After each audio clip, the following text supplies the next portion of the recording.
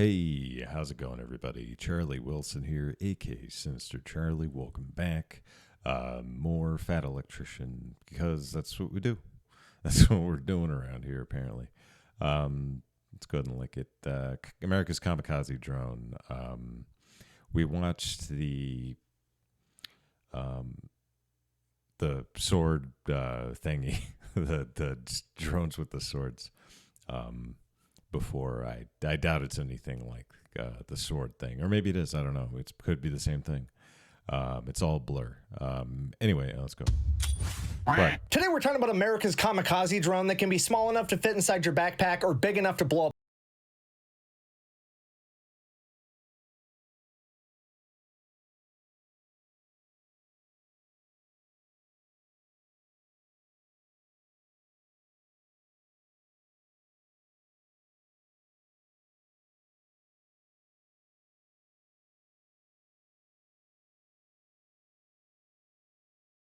Say this again. Uncle Sam is very, very good at identifying what the kids are into and somehow turning it into a weapon. During World War II, kids were into playing baseball. Guess what? We've got baseball grenades. During the Cold War, kids were into football. Now we've got anti-tank Nerf football grenades. Yeah, and now that kids are into video one. games, he's found a way to weaponize that too. And hear me out when I say this. Unlike those other ones, I think Uncle Sam has been planning this one for a very, very long time. You see, the earliest version of the Switchblade came out in 2011, and by sheer coincidence, 6 months later, when the newest iteration of the Call of Duty video game franchise came out, Call of Duty Black Ops 2, they introduced a new weapon system called the Hunter-Killer drone, which is almost fucking exactly the same thing as the Switchblade. Now, am I implying that Uncle Sam would divulge his plans for the future of warfare to a video game development company a decade ahead of time, just so that the warfighters of the future could potentially log hundreds or thousands of simulated flight hours on the weapons of the future?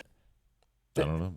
It sounds fun, though. No, and it's definitely not going to get more weird when I tell you that they also added it to the Call of Duty mobile game so that you could get used to flying a drone from a small tablet like this, or not like that one, not like that one at all. Like I mean, come on, guys, it wouldn't even make financial sense because all the trainees would be doing it for free, and they'd be providing their own training materials because they would pay for the video game and the gaming console. Wait.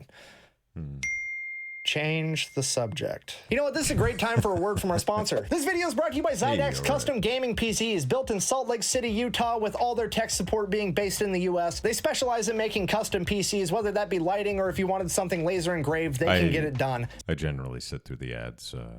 Sometimes I find good stuff. So if you are looking for a new computer, whether that be for video editing or gaming, that's who I would absolutely recommend, and I'll have them linked in the description down below. Okay, back to the Switchblade. This thing comes in two different sizes. We have the anti-personnel version and the anti-tank version. The anti-personnel version is known as the Switchblade 300, and it is quite literally air support that fits in your backpack. Ladies and gentlemen, this thing is only 19 inches long, 3 inches in diameter, and the entire kit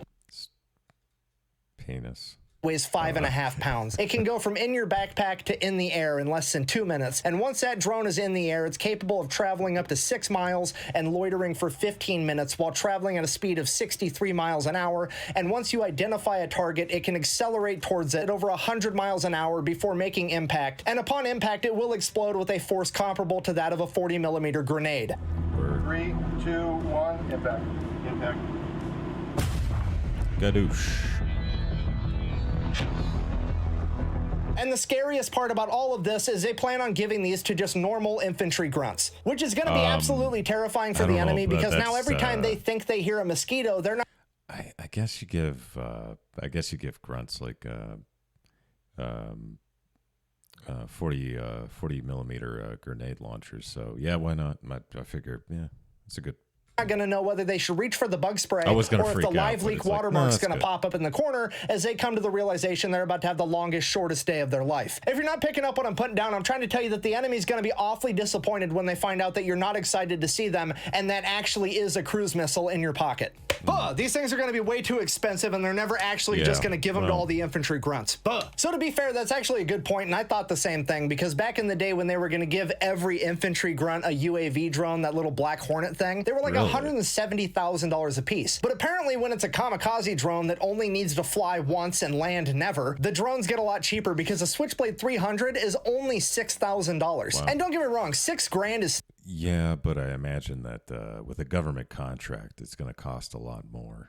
still a lot of money. Imagine. But when you're talking about being able to give a bad guy a lifetime supply of Pearl Harbor reenactments from 6 miles away, that's a fucking bargain. And it only gets scarier from here because here's the big brother, the Switchblade 600. That is a 33-pound drone that's capable of traveling 24 miles with a 40-minute loiter time, traveling at a speed of 70 miles an hour with an attack speed of 120 miles an hour. It is equipped with a warhead that is comparable to that of the Javelin, meaning that it can take out any tank or armored vehicle known to exist today. And it can even take out some naval vessels. And all of that comes with the price tag of only $10,000, which again, 10 grand is absolutely a lot of money. But when you're comparing it to something like the Javelin that costs $250,000 for a single shot, the Switchblade is a fucking bargain. I mean, the Javelin has an effective range of like 1.5 miles, meaning you have to get 2 of your men within 1.5 miles of an active enemy tank to be able to have the opportunity to spend $250,000 to take that tank out. Or if you use the Switchblades, you can launch 25 spicy model airplanes from 20 miles away for the same exact price, meaning that even if the Switchblades are only effective 5% of the time, they are still going to cost the same amount as the Javelin and be safer. And here's the ultimate kicker with all of it. Both models of the Switchblade can be shot out the back of a moving helicopter. Yeah, apparently they gave some prototypes to the Marines in 2016, and they conducted an experiment where they concluded that you can in fact shoot them out of moving helicopters. And it was absolutely an experiment. It definitely was not some Marine grunt saying, hey guys, you want to see how a baby helicopter is born?